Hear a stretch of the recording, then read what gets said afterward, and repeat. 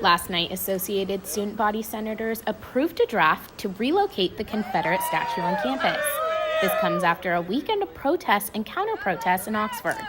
ASB Judicial Chair Alex Crouch gave us this statement, reading, "I encourage all students to remain engaged on issues surrounding our campus and our community. I'm a firm believer that open dialogue and constructive debate leads to the most thoughtful outcome.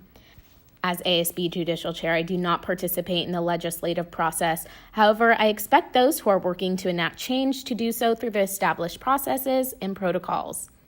Director of Voter Registration and Elections for ASB, Jarius Adams, says he just wants the statue off campus. I am not for tearing it down. I'm not for demolishing it. Right, I think it's history. It's important history. Although it didn't align with my ancestors' history, I think it should be somewhere so we can learn from it. I just know that it doesn't need to be at the heart of our campus, right? I'm standing here in the middle of campus where the controversial Confederate statue is placed. I asked Professor J.T. Thomas what he thought about relocating the statue off campus. Here's what he had to say. I mean, if I had my druthers, I'd melt it down, right? We have plenty of monuments. We have plenty of Confederate iconography already in museums. If people want to learn about these things, there are lots of books. I have books behind you on my bookshelf. I invite anybody to come in here and I will start a library loan program out of my office if you want to read about these issues.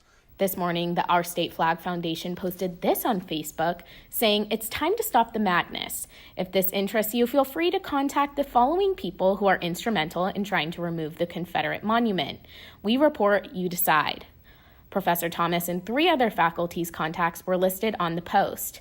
When asked about this Facebook post, Thomas said it doesn't really bother him because he would rather be contacted than have students be contacted.